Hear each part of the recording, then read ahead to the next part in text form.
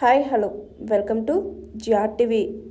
అనాలోచితంగా ఫార్ములా ఈ కేసుని రద్దు చేసి రాష్ట్రానికి కోట్ల రూపాయలు నష్టం చేసిన సీఎం రేవంత్ రెడ్డిపై నార్సింగి పోలీస్ స్టేషన్లో కేసు పెట్టిన బీఆర్ఎస్ నాయకులు ఆర్ఎస్ ప్రవీణ్ కుమార్.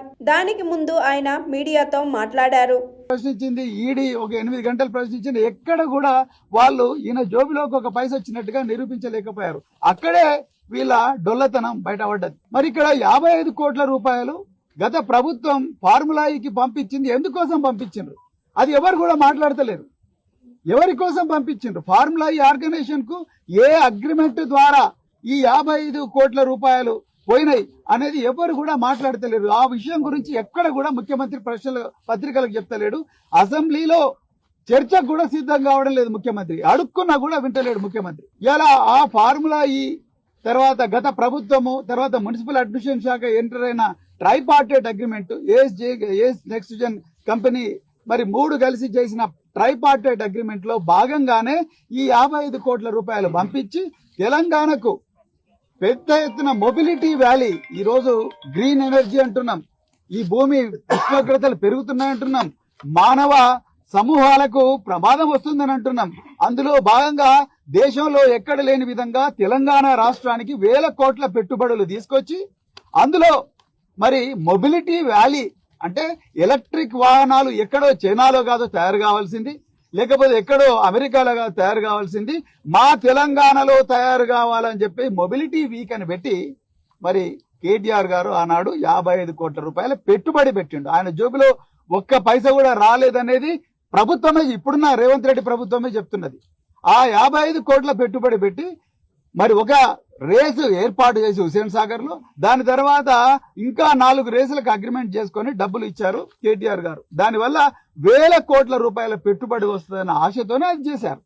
అదే విధంగా మరి రాజశేఖర రెడ్డి గత కాంగ్రెస్ ప్రభుత్వం ఆంధ్రప్రదేశ్ ఉమ్మడిగా ఉన్నప్పుడు మరి ఆరోగ్యశ్రీ గాని, లేకపోతే రైతుల ఉచిత విద్యుత్ గాని, ఫీ రియంబర్స్మెంట్ గాని, 108 గాని ఈ స్కీమ్లను తెలంగాణ వచ్చిన తర్వాత గౌరవ కేసీఆర్ గారు రద్దు చేయలేదు కదా. వాటిని ఇంకా బాగా ఇంప్రూవ్ చేయాలని చూసిండ్రు.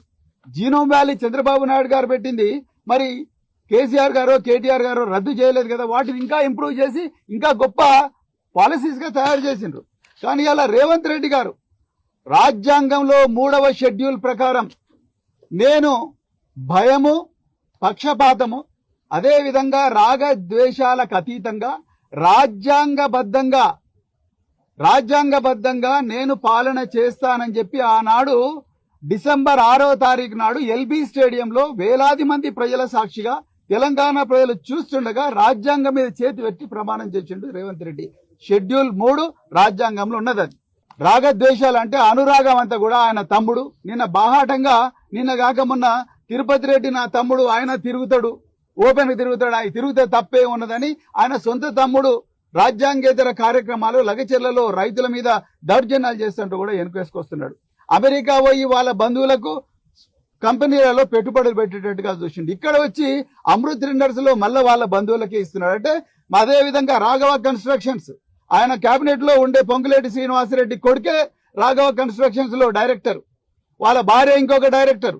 మరి వాళ్ళ కంపెనీలకే మళ్ళీ కొడంగల్ నారాయణపేట లిఫ్ట్ ఇరిగేషన్ టెండర్లు ఇచ్చిండు. మరి ఇక్కడ రాజ్యాంగంలో ఏం చెప్పినావు డిసెంబర్ 6వ తారీఖు నాడు రేవంత్ రెడ్డి గారు, రాగద్వేషాలకు అతీతంగా ఎలాంటి మరి పక్షపాతం లేకుండా, భయం లేకుండా నేను పాలన చేస్తానని రాజ్యాంగం మీద చేయబెట్టి చేసినావు.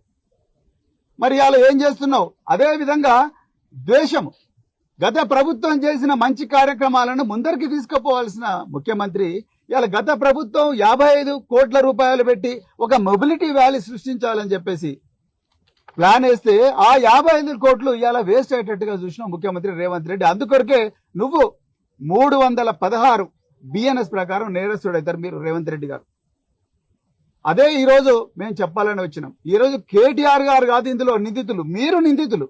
మీ వల్ల తెలంగాణకు రావాల్సిన 1000 కోట్ల రూపాయల పెట్టుబడులు పోయినాయి, వేలాది ఉద్యోగాలు తెలంగాణ బిడ్డలకు రాకుండా పోయినాయి. Hi, this is Swathi. Like చేయండి, షేర్ చేయండి, కమెంట్ చేయండి అండ్ సబ్స్క్రైబ్ చేయండి GR TV. Hi, this is Monica. Please like, share and subscribe GR TV.